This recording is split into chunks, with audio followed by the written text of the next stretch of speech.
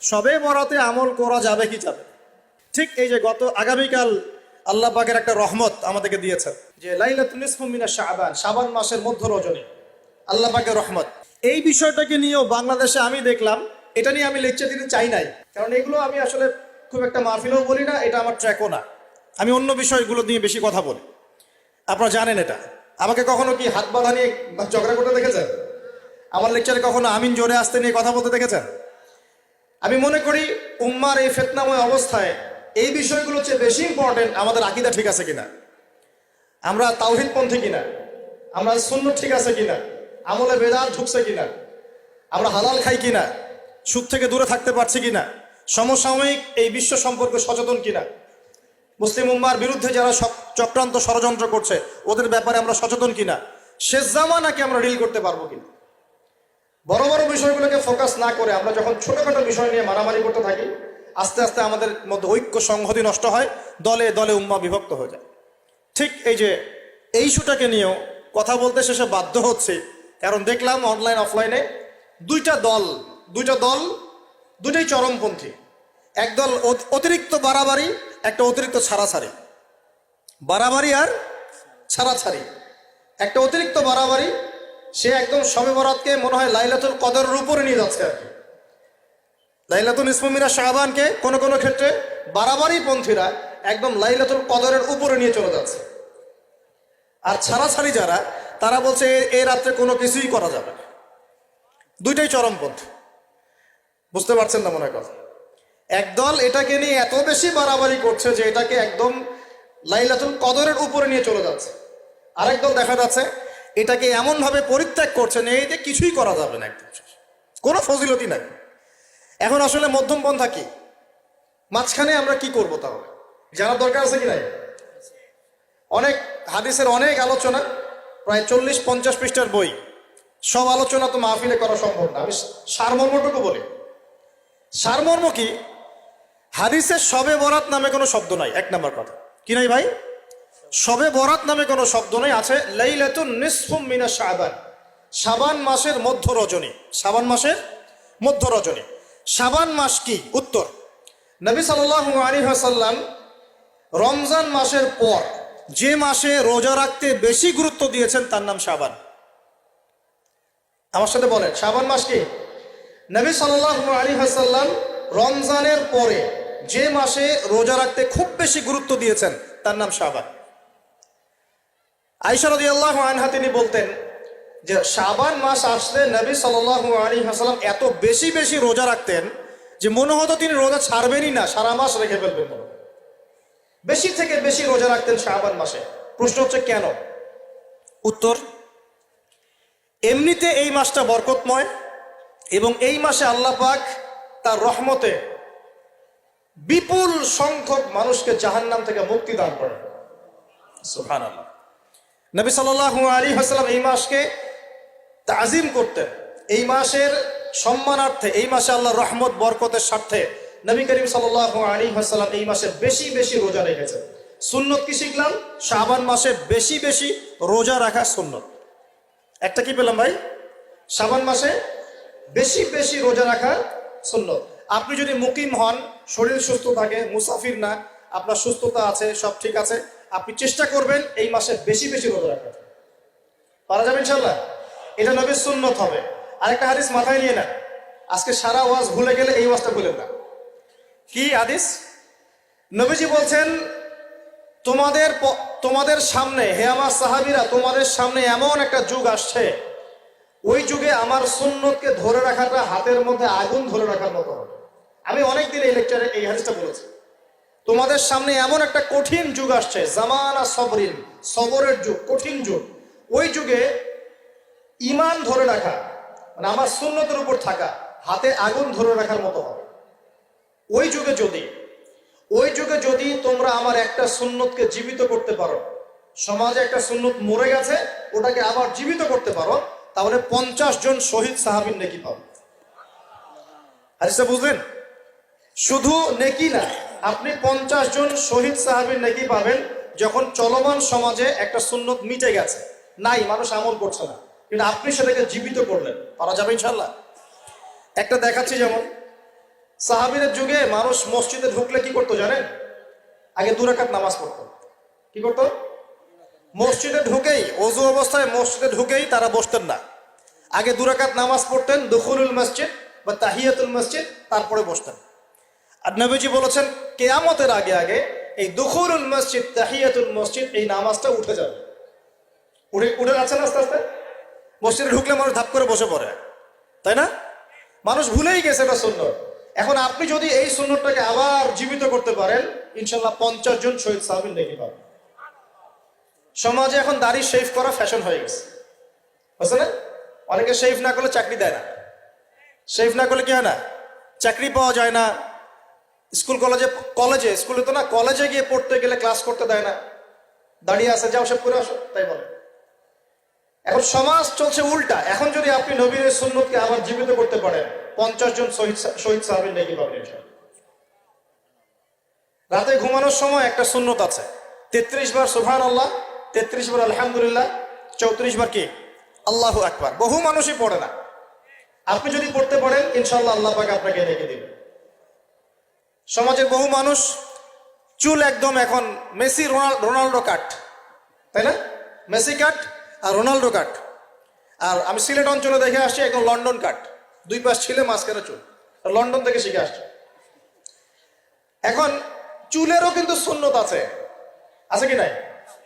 দাড়ির যেমন সুন্নত আছে, চুলের সুন্নত নাই। একদম সামন পিছন সমান করতে পারেন, অথবা যদি চুল নাই থাকে তাহলে চুল মাথা মুন্ডন করেও রাখতে পারেন।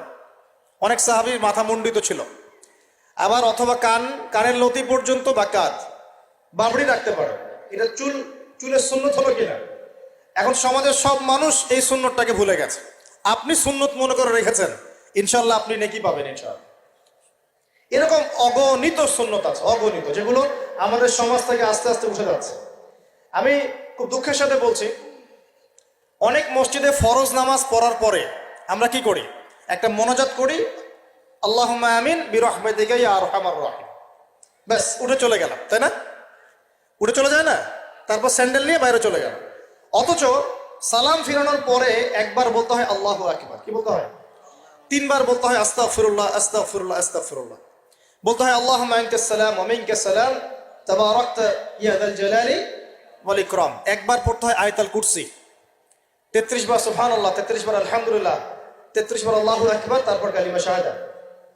এরপর সূরা ফালাক একবার, সূরা নাস একবার, ইখলাস একবার। আরো অনেক দোয়া আছে, আল্লাহুম্মা লা মানিআ লিমা আ'তাইত ওয়া লা মু'তিয়া লিমা মানা'ত ওয়া লা ইয়ানফা'ু যাল জাদ্দি মিনকাল জাদ। পড়তে হয় আল্লাহুম্মা ইন্নী আউযু বিকা মিনাল হাম্মি ওয়াল হাযান ওয়াল আজজি ওয়াল কাসালি ওয়াল বুখলি ওয়াল জুবন ওয়া দালা'id দাইন ওয়া গালাবাতির রিজাল।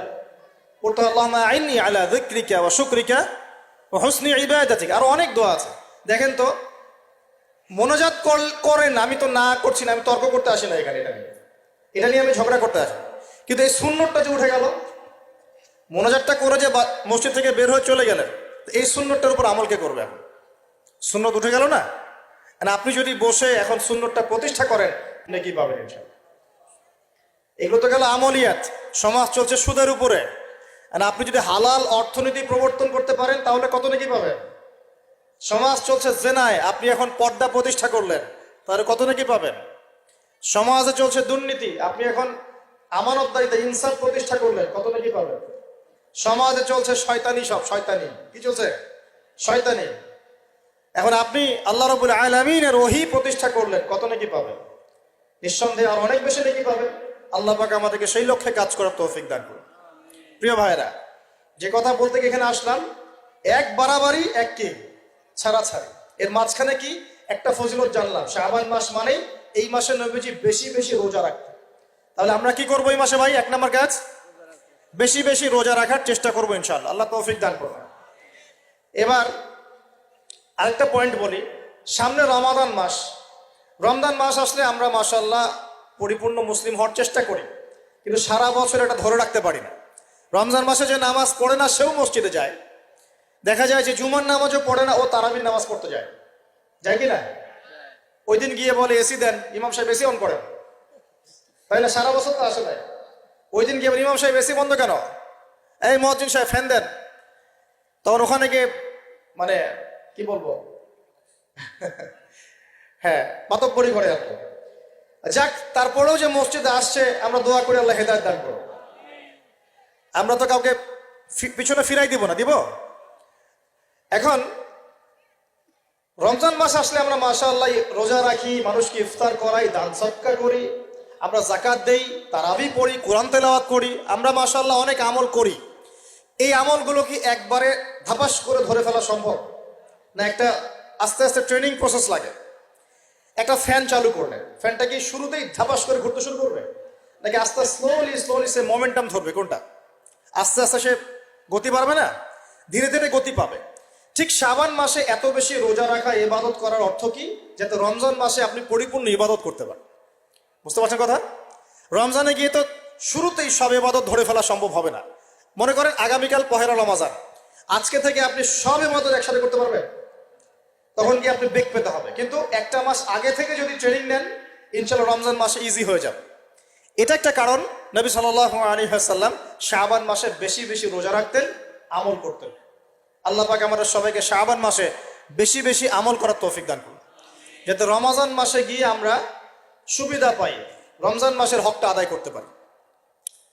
এবার এই মাসে নবী সাল্লাল্লাহু আলাইহি ওয়াসাল্লাম কি বলেছেন একটা হাদিস থেকে আগে বুঝি।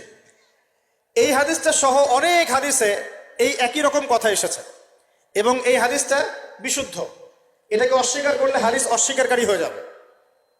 বাড়াবাড়ি গ্রুপ, ছাড়াছাড়ি গ্রুপ, উভয়ের জন্যই নসিহত। নবী সাল্লাল্লাহু আলাইহি ওয়াসাল্লাম বলেছেন, ইন্নাল্লাহ তাআলা, নিশ্চয় আল্লাহ রাব্বুল আলামিন, লা ইয়াত্তালিউ ফি লাইলাতিন নিসফি মিন শাবান, শাবান মাসের মধ্য রজনীতে আল্লাহ রাব্বুল আলামিন তার রহমতের দৃষ্টি প্রশস্ত করেন। সুবহানাল্লাহ। আল্লাহ পাক শবে বরাত মানে আমরা যেটা বুঝি প্রচলিত অর্থে, লাইলাতুন নিসফু মিন শাবান, শাবান মাসের মধ্য রজনী, যে 15 শাবানের এই যে রজনী, এই রাতে আল্লাহ রাব্বুল আলামিন তার সৃষ্টির দিকে তার রহমতের দৃষ্টিটা প্রশস্ত করে দেখেন, প্রশস্ত করেন। এবং ওয়াগফিরু লিজামিই খালকিহি, আল্লাহ পাক তার সমস্ত সৃষ্টিকে মাফ করে দেন। আল্লাহ পাক কি করেন? তার সমস্ত সৃষ্টিকে কি করেন? মাফ করে দেন। কথাটা ভালো করে বোঝেন। আল্লাহ পাক তার সমস্ত সৃষ্টিকে মাফ করে দেন, ইল্লা, তাদেরকে ব্যতীত। এক, ইল্লা লিমুশরিকিন, এক নাম্বার যে ব্যক্তি মুশরিক, যে শিরক করে আল্লাহর সাথে, যে আল্লাহর সাথে শিরক করে। আর দুই, মুশাহিনিন, যে ব্যক্তি অন্তরে মানুষের সাথে বিদ্বেষ পোষণ করে, হিংসা বিদ্বেষ মনে আছে এরকম ব্যক্তি, এবং মনের মধ্যে শিরক আছে, শিরকি আকীদা, মুশরিক, এই দুই শ্রেণীর মানুষ ছাড়া আল্লাহ পাক সমস্ত মানুষকে মাফ করে দেবেন। সুবহানাল্লাহ। তাহলে এই রাতের ফজিলত প্রমাণ হলো কিনা? রাতের ফজিলতটা প্রমাণ হলো কিনা? আচ্ছা, এখন এর ব্যাকআপ আরো অনেকগুলো হাদিস আছে। ওই সবগুলো হাদিসকে একত্রিত করলে এমনই কনক্লুশন আসে। এছাড়াও আরো কিছু দুর্বল হাদিস আছে, এগুলো দুর্বল, সনদগতভাবে অন্যান্যভাবে দুর্বল। ওখানে আরো কিছু পয়েন্ট পাওয়া যায় যে আর কাকে কাকে আল্লাহ পাক মাফ করেন না। সবাইকে তো মাফ করেন, আর কাকে কাকে করেন না। এই হাদিসে দুটো পেয়েছি, এটা একদম অকাট্য। এটা হলো মুশরিক, আল্লাহ পাক মাফ করেন না। দুই, যে অন্তরে হিংসা বিদ্বেষ পোষণ করে, হিংসা বিদ্বেষ আছে, এদেরকে আল্লাহ মাফ করেন না। আরো কিছু দুর্বল বর্ণনা থেকে পাওয়া যায়, এটা দুর্বল বর্ণনা, কিন্তু জেনে রাখতে তো সমস্যা নাই। সমস্যা আছে? আর পাপ তো পাপি, দুর্বল হাদিসে আসুক আর কঠিন হাদিসে আসুক, পাপ তো পাপি নাকি? পাপ ছাড়তে কোনো সমস্যা আছে? তো তৃতীয় এক শ্রেণীর নাম পাওয়া যায়, যারা হচ্ছে আত্মহননকারী, নিজেরা নিজেদেরকে আত্মহত্যা করেছে, এদেরকে আল্লাহ মাফ করে। আত্মহনন বোঝেন কিনা? আত্মহত্যা যারা করে, আত্মহনন, এটা একটা শ্রেণী পাওয়া যায়। 4 নম্বর একটা পাওয়া যায় আত্মীয়তার সম্পর্ক ছিন্নকারী, আত্মীয়তার সম্পর্ক ছিন্নকারী। 5 নম্বর একটা পাওয়া যায়, সেটা হলো মাদক দ্রব্য সেবনকারী। মাদক দ্রব্য সেবনকারী, যুবকরা খুব ভালো করে শোনায় গেল, মাদক দ্রব্য সেবনকারী আল্লাহ সবাইকে মাফ করেন, মাফ করছেন না। আরেকটা পাওয়া যায়, সেটা হলো যারা জেনার পাপে লিপ্ত আছে। কিসের পাপে ভাই? জেনার পাপ। এরকম আর কিছু ব্যাকআপ পাওয়া যায়, কিন্তু এগুলোর বর্ণনা দুর্বল। বর্ণনা কি? দুর্বল, কিন্তু পাপ তো পাপই নাকি? এই পাপগুলো তো পাপ, এই পাপগুলো করলে কি আল্লাহ খুশি হন? অকাট্য সহি থেকে পাওয়া যায় এই দুইটা, মুশরিক এবং মুশাহিদ, যারা শিরক করে, অন্তরে বিদ্বেষ পোষণ করে, আল্লাহ পাক এদেরকে মাফ করেন। এখন আগে জানি শিরিক থেকে কিভাবে বাঁচবো, শিরিক কি এবং কেন, তারপরে জানবো হিংসা বিদ্বেষ, তারপরে আমরা যাব এই রাত্রে আমরা কি করতে পারি। মনে রাখবেন, আমল করতে হবে তিনটা বিষয় খেয়াল রেখে। কয়টা বিষয় ভাই? আমল করতে হবে তিনটা বিষয় খেয়াল রেখে। এক, আমল করতে হবে একমাত্র আল্লাহ পাকের সন্তুষ্টির জন্য। এক নম্বর কি বলেন? এক আল্লাহর সন্তুষ্টির জন্য, কারো সন্তুষ্টির জন্য না, কারো জন্য না, শুধু কার জন্য? দলিল হচ্ছে ইন্নাস সালাতি ওয়া নুসুকি ওয়া মাহইয়ায়া ওয়া মামাতি লিল্লাহি রাব্বিল আলামিন ফাসাল্লি লিরাব্বিকা ওয়ানহার। দুই, আমল হতে হবে একমাত্র নবী সাল্লাল্লাহু আলাইহি ওয়াসাল্লামের সুন্নাত মোতাবেক। কার সুন্নাত মোতাবেক? নবী এবং সাহাবীদের সুন্নতের সাথে মেলে না সেই আমল করা যাবে না। নবী এবং সাহাবীদের সুন্নতের সাথে মেলে না সেই আমল করা যাবে না। তিন নাম্বার, আমলটা যত সুন্দরী মনে হোক, আমলটা যত সুন্দরী মনে হোক আর যত মানুষই করুক, যত মজাদার মনে হোক না কেন, নবী করেন নাই, সাহাবীদের থেকে প্রমাণ নাই, আমল করব না। করলে বেদাত হয়ে যাবে। কি হবে? বেদাত হয়ে যাবে। আর তিন নাম্বার হচ্ছে, আমলগুলো করার আগে অবশ্যই আপনার রিজিকটাকে হালাল করতে হবে। কি করতে হবে ভাই? ব্যাস, এই তিনটা শর্ত পূরণ করে আমল করলে ইনশাআল্লাহ তাআলা আমরা জান্নাতে যাবো ইনশাআল্লাহ। আমরা আশাবাদী আল্লাহ পাক আমাদেরকে জান্নাত দিবেন ইনশাআল্লাহ। আল্লাহ পাক এক রাতে রহম করে সমস্ত মাখলুক সৃষ্টিকে মাফ করে দিচ্ছেন, শুধু শিরক এবং হিংসা বিদ্বেষ পোষণকারীকে মাফ করছেন না। বুঝতে হবে এই পাপ দুটো কত